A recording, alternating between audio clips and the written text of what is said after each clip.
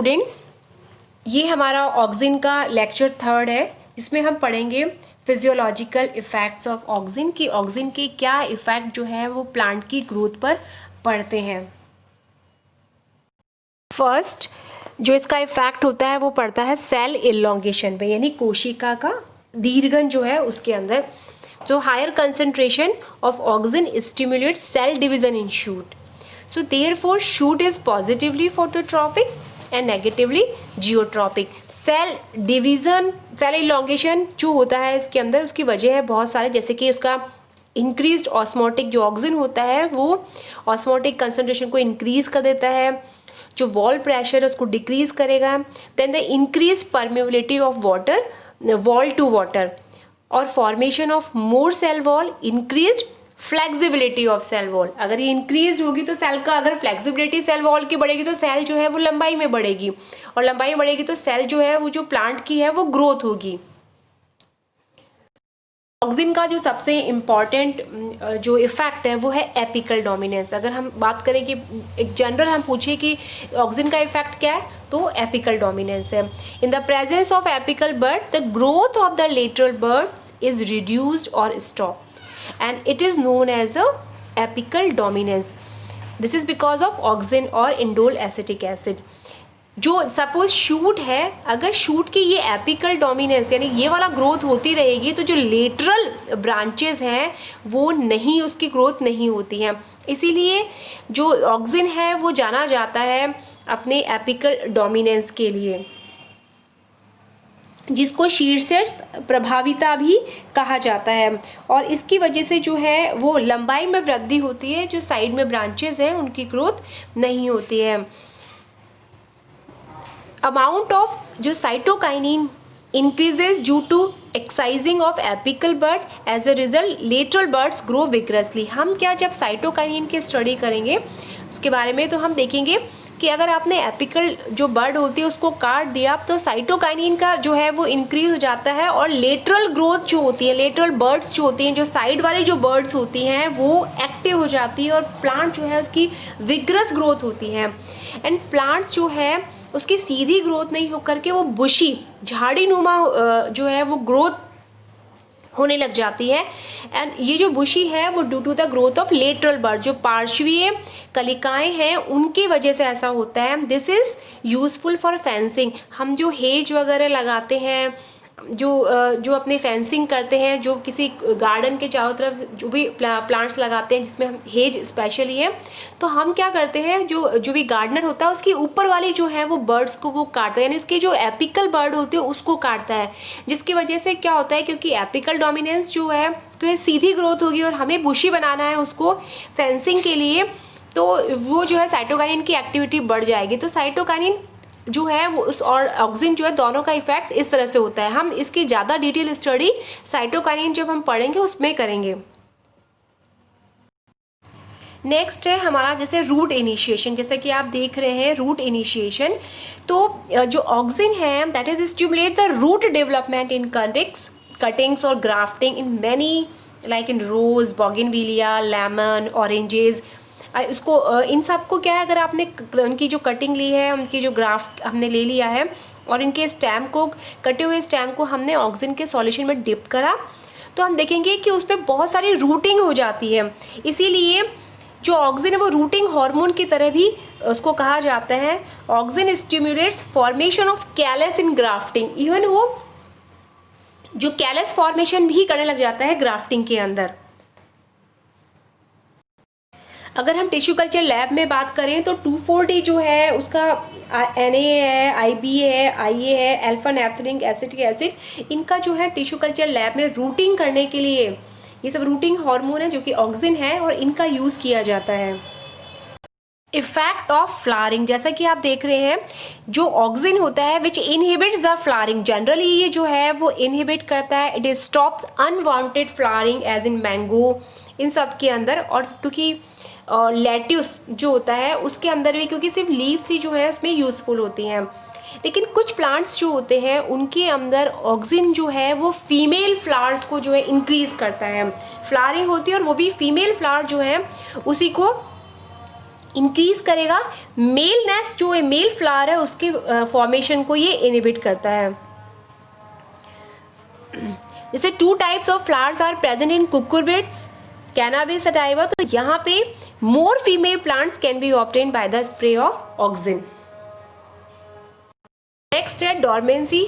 Auxin maintains dormancy in seeds and tubers. Their seeds can be made dormant by the use of auxin.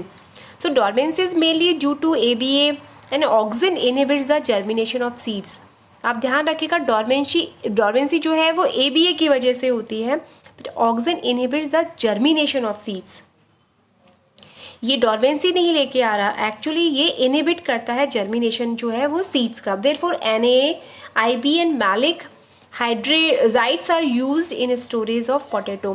तो ये इसकी application भी है कि हम NAA, IBA एंड मैलिक हाइड्रोजाइड्स का जो है वो पोटैटो जो आलू हैं हम उनका जो स्टोरेज करते हैं उसके दौरान इसको इस्तेमाल किया जाता है। And potatoes can be stored up to 3 years by their spray.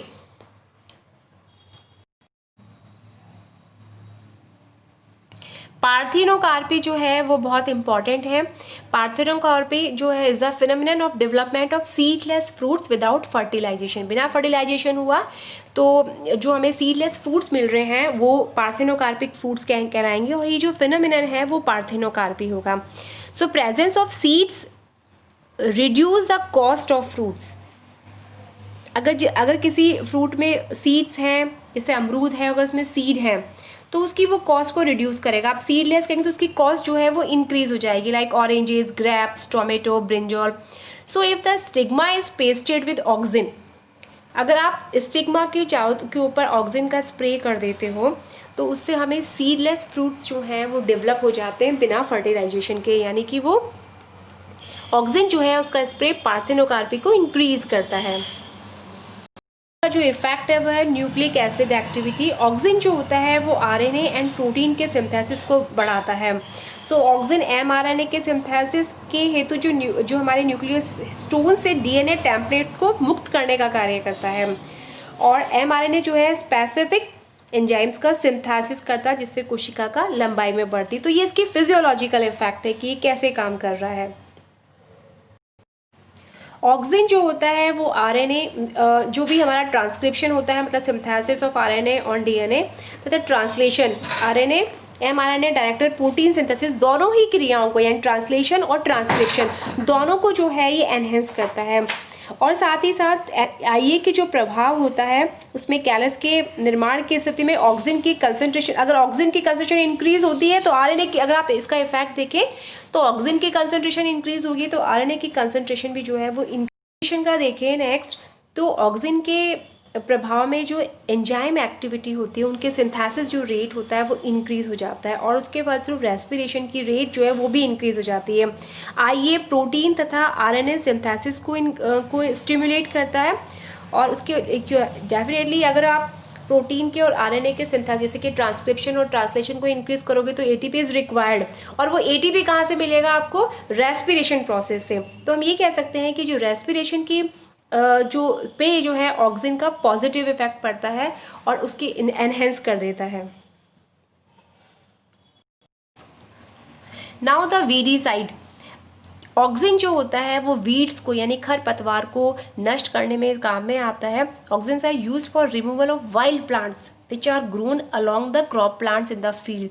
So it is very useful for a farmer. Sweetening of fruits, starch which is converted into sugar in the presence of auxins. So and a result fruits become sweet. So sweetness is in cane sugar, अगर हम cane sugar है उसमें increase की जाती है। अगर आप 2,4-D और IBA अगर एंड मैलिक हाइड्रोजाइड्स का स्प्रे अगर प्लांट पे करते हो तो शुगर कैन के अंदर जो स्वीटनेस है उसको इंक्रीज किया जा सकता है। फ्रूट थिनिंग हार्मोन की तरह ये काम करता है। प्रिवेंशन ऑफ लॉगिंग जो होती है उसको ये प्रिवेंट करने के लिए काम में लिया जाता है। प्रिवेंशन ऑफ एब्सिशन, मतलब जैसे shedding of leaves, fruits, flowers before maturation is called abscission. उनका नीचे गिर जाना जैसे हमें, तो ये सब जो है वो क्या कहलाता है? एब्सिशन। सेपरेशन लेयर और abscission layer is form due to less concentration of oxygen. अगर आप वहाँ पे क्या AB is responsible for abscission, तो अगर आप ऑक्सीजन का हम स्प्रे कर देते हैं तो ऑक्सीजन जो होता है वो एब्सिशन जो है उसको रोकने का काम करता है। थिनिंग ऑफ फ्लावर्स का मतलब है जैसे कुछ जैसे मैंगो है, उसके अंदर क्या होता है, एक ही ईयर में बहुत सारे फ्लावर आते हैं, और जिसके अलावा लेकिन उनमें जो फ्रूट्स भी बहुत बनते हैं परंतु वे आकार में छोटे होते हैं। सेकेंड ईयर में उनके फ्लावरिंग कम हो जाती है क्योंकि पहले जो है वो ज़्यादा फ्लावरिंग हुई थी, ज़्यादा फ्रूटिंग हुई थी, तो इसके लिए ऑक्सीजन का यूज़ किया जा सकता है। उससे क्या होता है कि जो एक रेगुलरिटी और यूनिफॉर्मिटी एवरी ईयर जो है मैंगो के प्लांट में बनी रहती है।